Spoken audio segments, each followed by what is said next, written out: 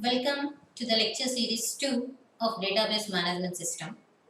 In this video, I am going to discuss the topic of data independence and how the data independence is being achieved in DBMS. First, coming to the term data independence. What is the meaning of data independence? Independent from the data storage details, organization details, access details. If an application programmer is able to write any program without changing the code whenever there is a change in internal structural details, that term is defined as data independency. Immunity of an application program without modification, reflecting the changes in internal structural details and access structural details is being defined as data independency. When discussing in detail, for example, if the internal structure of the data has been changed, depending on the organization structural details, depending on the access structural details, only I can write down my code. If there is a change in the structural details, definitely the code has to be rewritten. If even the input is same, the output is same, the program must be changed. If there exists a change in organization details, if there exists a change in internal structural details. So if that is the case, whenever there is a change in the internal structure, I must rewrite the code once again, once again, once again. This is a heavy, tedious task. So the dependency on the data storage details of my program must be avoided. So ultimately, the data independency has to be introduced in order to provide the immunity to my application program for the changes in internal storage details. That means even the storage details have been changed, I must not rewrite the code once again. That feature is called as data independency. So before going in detail regarding this data independency, let us describe the differences between data dependency and data independency. See, for example, in our slide, I have used some 4 internal structures. The first one is table, the second one is linked list, the third one is tree, and the fourth one is array. If the data has been stored by using a table, I must write down, I can develop the application program by using the SQL query as select city from S where item is equal to X.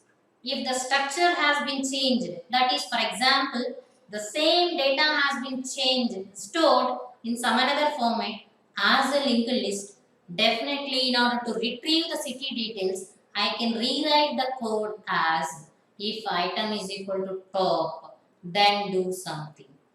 In the next case, if the same data has been stored in a tree-like format, in order to retrieve the same information, that is city, I can write down the code as if item less than root dot data, then do certain thing. If item greater than root dot data, then do certain another thing. If the same data has been stored in the format of an array, I must change the code once again. I can rewrite the code as if a of I is equal to item, then do certain task. If a of I less than item, then do certain another task. That means even though the data is same, the output information that is required is same. If the internal storage organization of the data has been changed, how many storage organizations I had applied? Tree, linked list, array and table. If the organization has been changed, ultimately the program to retrieve the same output must be definitely changed. So this is called as data dependency. Already have observed what is the major problem with this data dependency. Whenever there is a change in storage structure, ultimately the program must be changed, which is a tedious task, which is a wastage task, a wastage of time. So the application programs must be assured the data independency. Whenever the data independency is there, they are free to develop the code irrelevant to the storage structures, irrelevant to the access structures. So the data independency must be provided. But in the case of your file processing environment, the provision of data independency is not there. But in the case of your DBMS, the data independency can be provided. So this is the introduction. What is the meaning of data independence? Why the data independence is required? So while coming to the next one, how the data independency is provided in your database management system. Definitely, the data independency is provided by means of your DBMS by using three-level architecture. First, before going in detail about this three-level architecture, let us describe why this three-level architecture is provided. What are the objectives of this three-level architecture? See the objectives. All the users should access the same kind of data. A change in one user's view cannot affect the other user's view, and the users must be able to access the data from the database without having consideration into the internal storage details of the data, as we have already discussed. The next objective of your database three-level architecture is the DBA, database administrator. This is the person who is eligible to design the database. The DBA can design the database without considering internal details about the storage structures of the details and without affecting the user's view. So the next advantage is the DBA can change the internal storage structures unaffected by the changes to the physical storage details. That means he can change the storage structure of the database without changing the organization details. Then the DBA must be able to change the conceptual structure of the database without affecting the external views of the database. These are the goals of our three-level architecture. That means the DBA should be able to change the internal structure of the database without affecting the physical structure. DBA must change the conceptual structure of the database without affecting the user's view, and the database structure should not affect the user's view. One user's view cannot affect another user's view. The application programmers can write down the code irrelevant from the internal storage details. So in order to achieve all of these objectives and in order to provide the data independency, the ANSYS Spark has designed the three-level architecture. And see, this is the three-level architecture of our DBMS through which the data independency is being provided. As its name indicates, the data in your database is being stored at three levels. The first level is physical level, the next level is conceptual level, the third level is external level. So in these three levels, the data is being organized. Data is being organized in three levels. So what is the first level? The physical level, that can also be called as internal level. The next level is, the second level is conceptual level, and the third level is external level. So the data has been stored. It has been scattered across three levels. By using this three-layered architecture, the DBMS is providing the data independency. So, see, we will describe how these three levels are going to be utilized and what kind of data is being stored at various levels. So, see, the last level is nothing but external level. The external level, as its name indicates, this level is the level from which the users are perceiving the database. It is the user's perception. A view can be defined as user's perception of the database. How a user is being accessing the database, what is his perception of the database, that particular perception is called as a view. If I am having n users wish to access the database in n ways. So I am having how many views? N ways. The first user's perception is called as external view 1. The second user perception is called as external view 2. Like the nth user perception is called as external view n. So the external level ultimately deals about how the users are viewing the database. That means it only describes the part of the database that is being accessed by a particular user. Which part of the database is accessible by a particular user, that part is called as view. That part is only considerable at the external level. So this is about external level. The next level is called as conceptual level. The conceptual level is nothing but community view of the database. In the case of your conceptual level, we are storing the details regarding what data has been stored and what are the relationships that are existed among the data. These are the things that are being stored in conceptual level. So the things that are being stored in the conceptual level are nothing but actually what are the data items that are being stored and what kind of relationships that are existed among the data items. Only this kind of data is being stored in our conceptual level. So this is the level that is being perceived by means of a special group of people that are called as DBA and programmers. Why? Because the DBA and programmers are the persons who are able to design the database. They will decide what kind of data has to be stored in our database and what are the relationships that are existed among the database. So the last level, the underground level is nothing but internal level, actual storage level, physical organization level.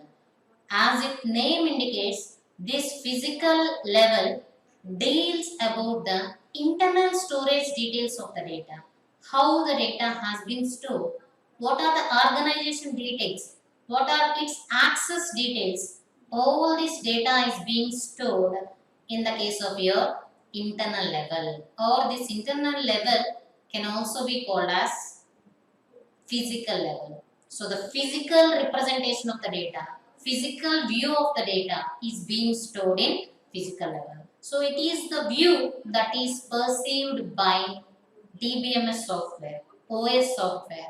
This how the data has been stored, what are the access structures, all these details are only considered by DBMS and the particular operating system. No other people are working, no other people are bothering regarding these details. So once again, we will summarize the three levels. What are the three levels? External level, conceptual level. The conceptual level can also be called as logical level. The last level is physical level or internal level. The external level consisting of the details that are recorded by the user's perception. How the users are accessing the database, in which way they are perceiving the database. That user's perception is being stored at external level.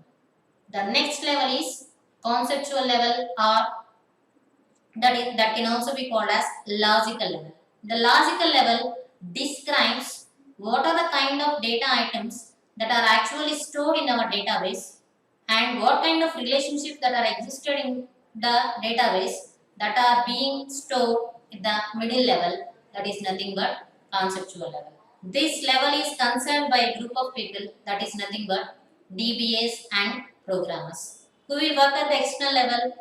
The external users will work at the external level. The DBAs and programmers will work at the logical level.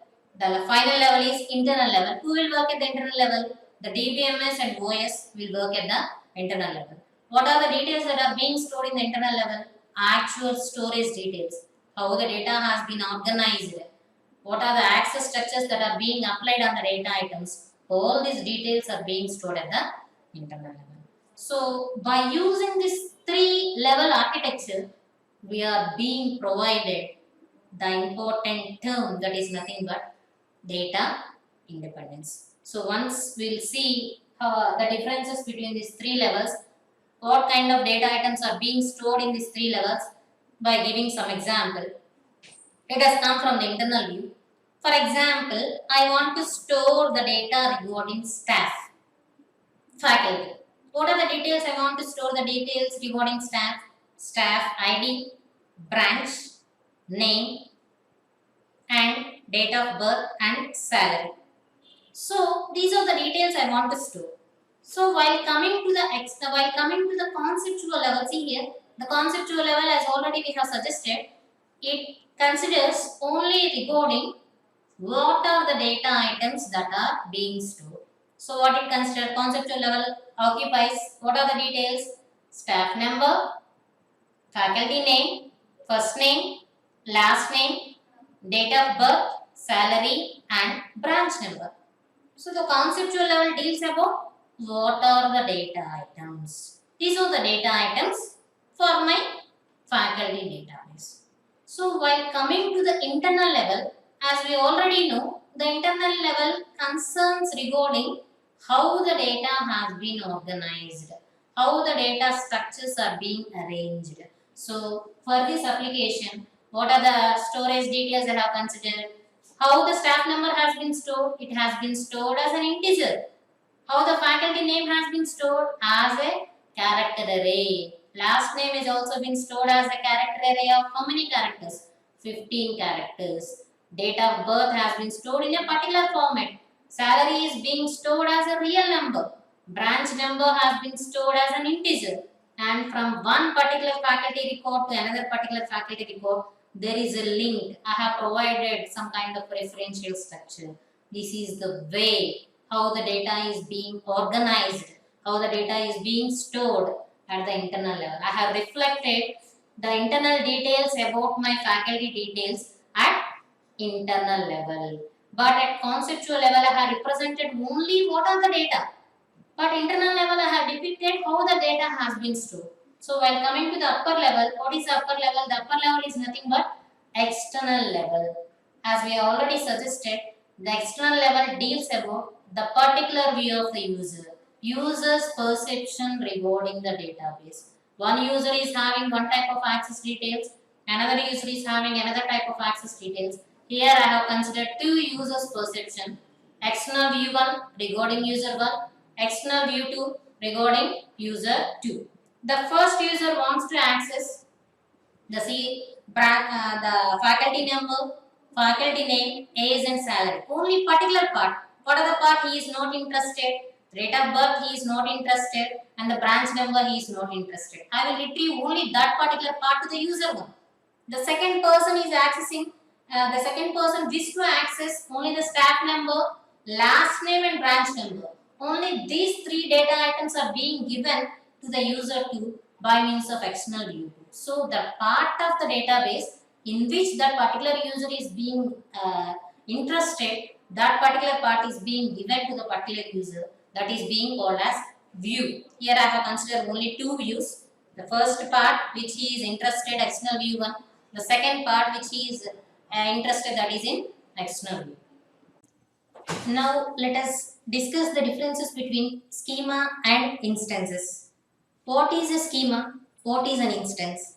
A schema can be defined as the description of the database in terms of the selected data model that is used for the design of the database. So by means of a database schema, we are going to describe the structure of the database, the data types available for the data and the constraints that are applied on the databases. So this is the conclusion for the schema. So the next concept is what is an instance. Normally an instance can be defined as the particular picture of the database which is existed at that particular moment of time. How many number of records are available at that particular moment of time in the database, that is called as the instance. For example, at this moment I am having 360 students in our college. The next day I may have 370 students. That is the instance of that day.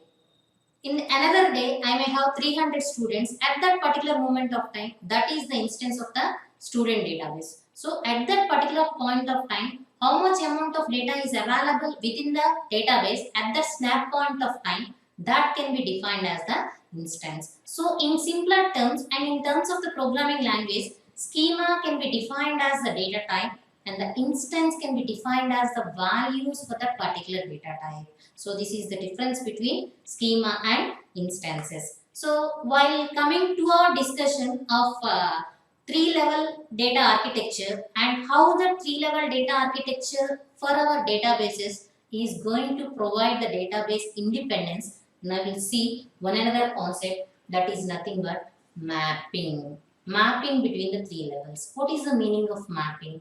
Mapping, as its name indicates, generally maps the queries into the level and the results from the level that are available in our three-level architecture. So, for example, the external users work from the external level. It will give some types of programs at the external level. That programs at the external level has to be converted into some another format. The results from the external schema has to be converted into the input of your logical schema. The logical schema will take on that queries and it will convert that into some another results, and that results have to be forwarded into the physical schema. Again, there exists the database converts that into the actual internal organization of the database items. So this type of mapping process from one particular format of each and every level to another particular format of another level has to be done, and this process is going to be defined as mapping.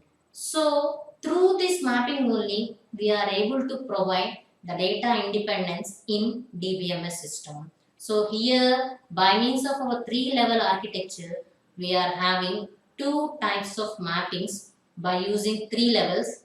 The first type of mapping is nothing but external to conceptual mapping. As its name indicates, this type of mapping provides the communication or conversion from the queries and results between the external schema and the logical schema. And the second type of mapping is nothing but logical to physical schema mapping. As its name indicates, the conversion from the data format of the logical schema to the format of the physical schema is being done by means of the logical to physical schema mapping. And through these two types of mappings, we are able to provide two types of data independences. Now we are going to describe. So before going to describe about the types of dependencies, we will see one type of example. In this type of example, see the schema example and the instance example. The schema example is course schema consisting of course name, course number, credit hours and the department, and the prerequisite consisting of course number and prerequisite number, and the section schema consisting of section schedule, course number, semester, year and instructor, and the grade report consisting of student number, section identifier and grade. And for that particular schemas, the total number of records available at that particular moment of time is called as the instant. See the course schema. Under the course schema, we are having some 5 records at that particular moment of time. For the section table, we are having certain 7 records, that is called as an instance for the section. And for the grade report, we are having some 6 or 7 records, that is that particular instance. So this is the difference between schema and instance. So what are the types of data independencies that are provided? The first type of data independence is logical data independence, and this logical data independence is going to be provided by external to conceptual schema mapping, and through this mapping it provides the ability for the application programmers and it frees the application programmers without having much more concern regarding the conceptual schema details. That means the workers or the users who are working at the external level, they must have the awareness of just what data they want, but without having the details about what is the structure of data, how many data items are available, what are the relationships among that data items. All these details are none of the interest to the users who are working at the external level. That means through the logical data independence, we are providing the independence to the external users who are working at the external level without having much more concern or without having relevance to the details of the logical schema. They doesn't bother about the details that are available in the logical schema. They just work at the external level. So this is called as a logical data independence. So let us describe the next type of data independence, that is nothing but physical data independence. And this physical data independence is going to be provided by the another type of mapping, that is nothing but logical schema to physical schema mapping. As its name indicates, it provides the freedom for the programmers who are working at the logical level without having the concern regarding the details at the physical level. They must know the details of the logical schema without abiding how the data has been organized, what type of access structures are available. All these details are none of the business to the workers at the logical schema. It gives the freedom without having the concern about the physical storage details. So this type of independence is called as physical independence. So the type of independences that are provided by means of the three-level architecture are physical independence and logical independence. The physical independence is going to be provided to through logical to physical schema mapping, and the logical independence is going to be provided through external to logical schema independence. We will see. So by means of this figure, see here, we are having external schema, conceptual schema and internal schema, and we are having two types of mappings, external to conceptual mapping and conceptual to internal mapping. Through the external to conceptual mapping, we are providing the logical data independence, and from conceptual to physical mapping, we are providing the physical data independence.